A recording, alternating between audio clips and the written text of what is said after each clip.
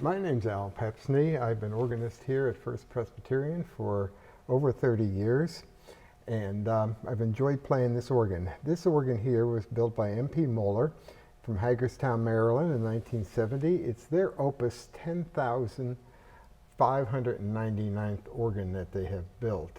Moeller, unfortunately, a number of years ago, made some bad business decisions and went out of business. What you're looking at, a lot of people call this the organ. This is really not the organ, but the cockpit or the control module of the organ. The organ actually itself is all the pipes that you see, and there's a couple of rooms of pipes up across from where the console is. The console sits in a pit. There has been nothing major done on this organ in the last 50 years. We've done some patchwork. We've done some things with leather. There's a lot of leather pneumatics in this organ. The things that you see here control what the organ sounds like. For example, these are stops that allow certain pipes to speak. These are couplers that take one keyboard and do it to another. And then there's buttons in between that are called pistons. And then we'll talk about that, because that is part of the things that will be replaced. All the mechanism that controls the organ will be replaced in this console renovation. With that said, let's take a look. We're going to take the top off the organ and the back and show you some of the things in the organ that we want to replace. Okay, what you're looking at is some things that people don't normally see. This is the inside of the console and shows all the working mechanism.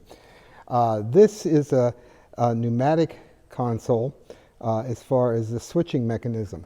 What you see here, as far as these tubes, these are air tubes. These are pneumatic relays, some which have 96 contacts in them. All those operate, and this operates when you play the organ or when you move it. I want to show you a couple things as I move around to the console. Up on the top, you see some small bellows up in here. Those operate with the pistons that control stops. And you see there's rods up here that control it. Over on this side and the other side, there are pins that move, and it's very so slightly, but those turn off and on the stops. They make contact, electrical contact, with all those little tiny wires that are there. The other thing that's been causing us problems over the years, besides these that are here, are the pneumatic relays. The pneumatic relays, there's a whole bank of them up inside the pipe chambers, but there's ones here. These are pneumatic relays here. There's one long one over there. These, they open like this, and so you can't see those, but you can see the one over on the side. Now, the leather that works those, okay, now one of the other things that you hear when I turn that on, I'll turn another one on, these pneumatic relays have leather all around them, and it's a very fine, thin lambskin. And after 50 years, they start showing wear. We've patched, we've replaced, we've done all sorts of things with that leather. Here's one here that leaks, that this stop does not work. I don't know if you could hear the wind you're hearing the wind coming through a hole in that leather, and that stop does not work because of that. So this is the inside of the console that most people don't see, realizing the mechanics of this organ. The replacement and the redoing of all this here will all be taken out. All the air-operated pneumatics will all be gone, and it will be replaced by circuit boards. The circuit board then would be connected to circuit boards up in the chamber that would be connected to the pipes. The connection between the console and the pipe chamber will be a Cat5 cable instead of the bundle of wires that are here with the air tube. So we'd like to take you up and show you one other part of this project that we'd like to get done while they're doing it. Oh, mentioning too, the keyboards will be replaced. They are showing some wear. And so while they have the console out, it would be best to replace the keyboards at the same time, because if the keyboards go within the next 5 or 10 years, then they have to take the console back out again. So while they have it in the shop, we figured to replace the keyboards at that time. Okay, we are now inside the Swell Chamber. This is one of 2 chambers. What you see is a light bulb and some shades that open and close that allow the sound to come out.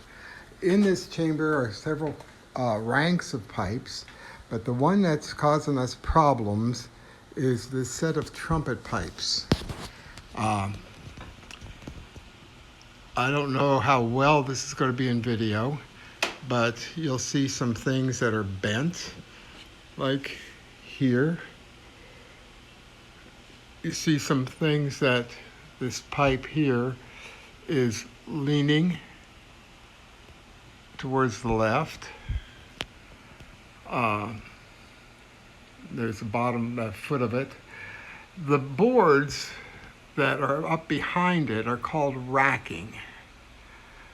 And these racking boards were not built high enough to be able to support these pipes. Let me show you on this side here. The ones that are over there on that side, you can see them bend. You can see the racking board go up in between them. The plan is for them to take this set of pipes out, rebuild them, revoice them, and rebuild the racking so it's high enough to support these larger pipes.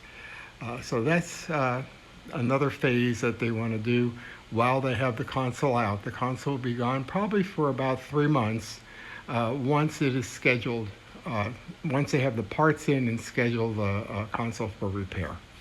Okay, here I am back at the console again. Of course, the top is still off. Just wanted to ask for your support in doing this renovation of this control system for this organ so that the organ could go on another 50 years. Once again, this will all be replaced, new keyboards, new guts in there, and new guts up in the chambers as far as the mechanism, the relays that connect this to the pipes. And a lot of it, as you see, there's a lot of bits and pieces, a lot of small, tiny wire connections that need to be taken place. So a lot is in labor in putting this together and reinstalling it. So once again, you pray about it and see what the Lord has for you.